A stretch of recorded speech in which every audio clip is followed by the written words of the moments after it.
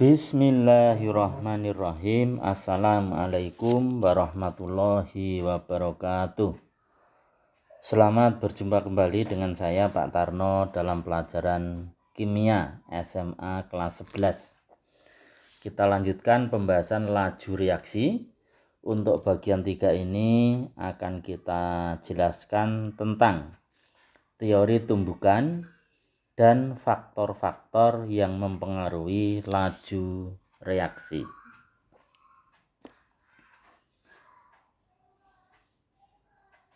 Oke, misalkan ada reaksi A ditambah B sebagai reaktan menghasilkan AB sebagai produk. Kita tuliskan A plus B menjadi AB.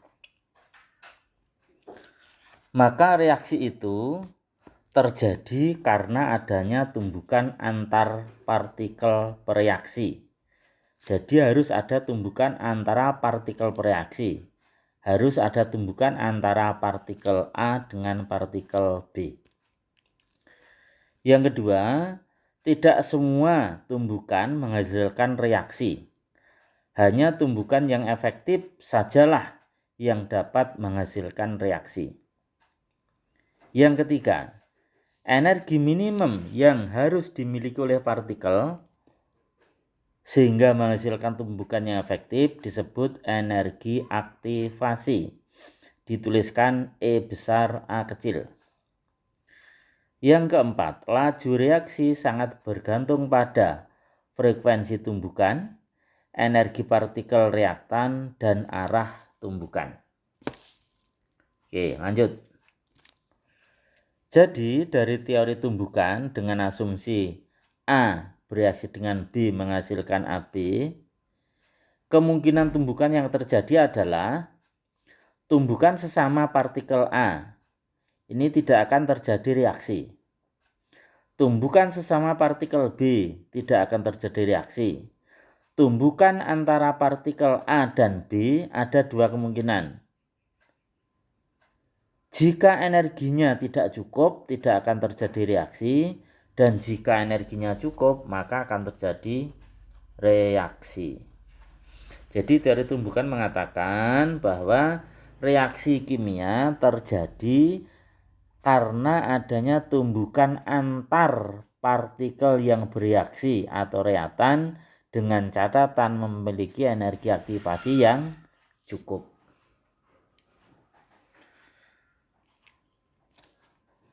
Oke, lanjut. Energi aktivasi pada reaksi eksoterm dan endoterm.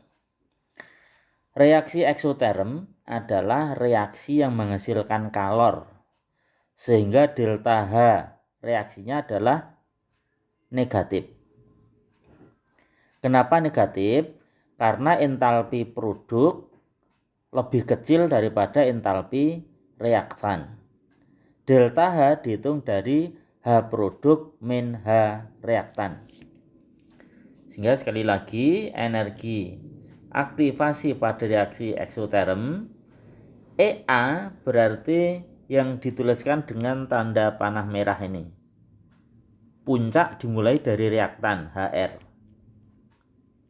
Tapi yang bawah ini adalah entalpi delta H, sehingga EA-nya yang di atas tok, yang EA ini.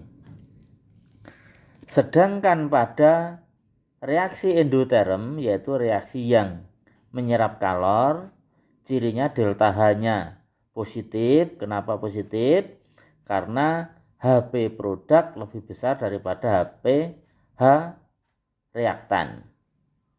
Entalpi produk lebih besar daripada entalpi reaktan, sehingga selisihnya menjadi positif. Nah, energi aktivasi reaksi endoterm lebih tinggi dari bawah sampai ke atas. Nah, ini tandanya merah ini. Artinya apa? Molekul harus melewati satu tanjakan atau melewati rintangan yang cukup tinggi. Sehingga umumnya reaksi endoterm berlangsung lebih lambat. Berbeda dengan reaksi eksoterm. Eksoterm berarti melewati puncaknya tidak terlalu tinggi. sehingga banyak reaktan yang bisa melewati dengan mudah. Akibatnya reaksi eksoterm berlangsung lebih cepat karena EA-nya lebih kecil. Lanjut, faktor-faktor yang mempengaruhi laju reaksi. Laju reaksi dipengaruhi oleh konsentrasi larutan, ukuran partikel, tekanan atau volume, suhu, kemudian juga katalis. Nah, satu persatu kita coba terangkan. Pengaruh konsentrasi larutan. Jika konsentrasinya ditambah, tanda panah ke atas kecil dalam kotak ini, kalau panahnya ke atas berarti bertambah. Kalau panahnya ke bawah kita baca berkurang atau dikurangi. Oke, saya ulangi. Pengaruh konsentrasi larutan. Jika konsentrasinya ditambah, maka frekuensi tumbukannya juga akan bertambah atau meningkat. Akibatnya laju reaksinya semakin bertambah pula atau makin cepat. Ulangi, jika konsentrasinya ditambah, maka frekuensi tumbukannya juga akan bertambah. Akibatnya laju reaksinya juga bertambah atau meningkat. Sebaliknya, jika konsentrasinya dikurangi, maka frekuensi tumbukan juga akan berkurang, laju reaksinya juga berkurang atau semakin lambat. Ukuran partikel. Ukuran partikel semakin kecil atau dikurangi, tanda panah itu berarti semakin kecil ke bawah nih, maka luas permukaannya akan semakin besar. Ukuran partikel makin kecil, maka luas permukaan bidang satunya semakin besar. Jika luas permukaannya besar, maka frekuensi tumbukannya juga semakin besar. Akibatnya laju reaksi semakin besar atau semakin meningkat. Jadi semakin kecil ukuran partikel, laju reaksinya semakin cepat. Volume atau tekanan. Volume itu adalah berbanding terbalik dengan tekanan. Artinya apa? Jika volumenya diperkecil, artinya tekanannya diperbesar. Saya ulangi. Volume berbanding terbalik dengan tekanan. Jika volumenya dikurangi, diturunkan, maka artinya tekanannya itu semakin besar. Oke. Jika volume dikurangi atau boleh dikatakan tekanannya makin besar, maka frekuensi tumbukannya juga semakin besar. Akibatnya laju reaksinya juga semakin bertambah atau semakin besar, semakin meningkat. Ya, jadi volumenya turun, frekuensi tumbukan meningkat, laju reaksi meningkat. Tekanan ditambah, frekuensi tumbukan bertambah, laju reaksi juga bertambah. Berikutnya suhu. Jika suhu dinaikkan atau ditambah, maka energi kinetik molekul partikel juga bertambah atau meningkat. Energi reaktan juga bertambah, meningkat. Akibatnya laju reaksi semakin bertambah atau makin cepat. Jadi, jika suhu dinaikkan, maka laju reaksi semakin meningkat. Katalis. Katalis adalah zat yang dapat mempercepat laju reaksi. Jika diberikan suatu katalis, maka energi aktivasinya akan turun. Jika energi aktivasinya turun, berarti laju reaksinya semakin cepat. Ini seperti grafik dari reaksi eksoterm. Jadi eksoterm itu berlangsung cepat karena energi aktivasinya kecil. Nah, ini boleh dikatakan bahwa jika diberi katalis, maka laju reaksinya semakin cepat. Mengapa? Karena katalis menurunkan energi aktivasi. Oke, karena cukup banyak, saya ulang lagi sekali lagi secara singkat saja. Jika konsentrasinya ditambah, maka laju reaksinya akan meningkat. Jika ukuran partikelnya diperkecil, diperhalus, maka laju reaksi akan meningkat. Jika volumenya dikurangi, maka laju reaksi akan meningkat. Nah, volume dikurangi itu sama saja dengan tekanan ditambah. Jadi, jika tekanannya ditambah, maka laju reaksi juga akan meningkat. Jika suhu dinaikkan atau ditambah, laju reaksi juga akan meningkat atau bertambah. Nah, jika reaksi diberikan katalis, maka laju reaksi akan semakin cepat atau bertambah karena katalis menurunkan energi aktivasi.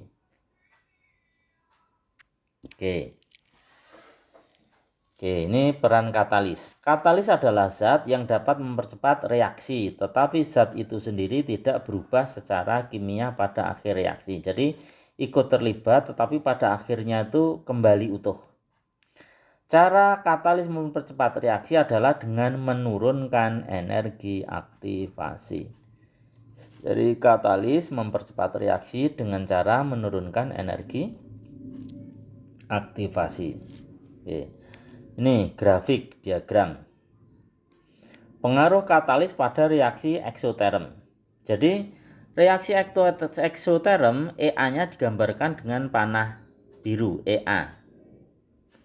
Nah, ini cukup tinggi. Tetapi dengan adanya katalis maka EA-nya menjadi lebih pendek, menjadi yang merah ini. Ya, jadi reaktannya melewati puncaknya tidak terlalu tinggi sehingga reaksi berlangsung lebih cepat. Demikian pula pada reaksi endoterm. Endoterm itu EA-nya lebih besar daripada EA reaksi eksoterm. Jadi endoterm EA-nya lebih besar daripada eksoterm. Nah, dengan adanya katalis maka EA yang dilalui tidak setinggi aslinya, tetapi bisa turun. Digambarkan dengan grafik garis merah.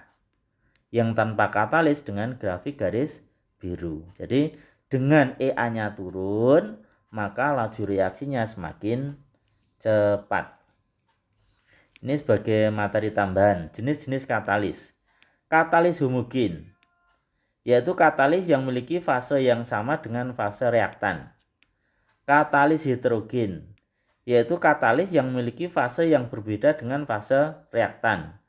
Autokatalis, zat hasil reaksi atau produk yang bertindak sebagai katalis. Jadi ada salah satu produk yang bertindak sebagai katalis sehingga disebut autokatalis. Biokatalis adalah katalis yang bekerja dalam proses metabolisme makhluk hidup. Disebut juga dengan enzim. Jadi fungsi enzim di dalam tubuh kita adalah sebagai katalisator reaksi dalam tubuh. Oke, sifat-sifat katalis ini juga materi tambahan. 1. Tidak mengalami perubahan yang kekal dalam reaksi, tetapi mungkin terlibat dalam mekanisme reaksi. Mempercepat laju reaksi tetapi tidak mengubah jenis maupun jumlah hasil reaksi. Menurunkan energi aktivasi tetapi tidak mengubah perubahan entalpi. Mengubah mekanisme dengan menyediakan tahap-tahap yang memiliki energi aktivasi lebih rendah. Bersifat spesifik artinya hanya dapat mengkatalis reaksi tertentu. 6. Hanya diperlukan dalam jumlah sedikit. Dan terakhir dapat diracuni oleh zat tertentu sehingga fungsi katalisnya menjadi hilang kalau teracuni oleh zat tertentu. Oke. Saya kira sifat katalis ini hanya memperjelas dari grafik yang sudah ada. Nah, ini bahwa katalis itu merubah energi aktivasi, tadinya EA biru menjadi EA merah, tetapi delta H-nya tetap. Ya, jadi katalisator itu merubah EA yang tadinya biru tinggi menjadi merah pendek, tetapi delta H-nya tetap. Oke. Demikianlah anak-anakku pembahasan terkait dengan energi ini tadi terkait dengan katalisator, faktor-faktor yang mempengaruhi laju reaksi. Mudah-mudahan bermanfaat. Assalamualaikum warahmatullahi wabarakatuh.